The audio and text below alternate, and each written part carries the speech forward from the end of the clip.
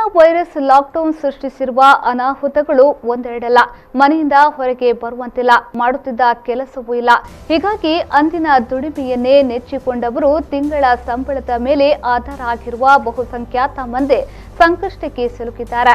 ಅಲ್ಲದೆ ಅನೇಕ ಕಲಾವಿದರು ಕೂಡ ಯಾವುದೇ ಕಾರ್ಯಕ್ರಮಗಳಿಲ್ಲದೆ ಸಂಕಷ್ಟಕ್ಕೀಡಾಗಿದ್ದಾರೆ.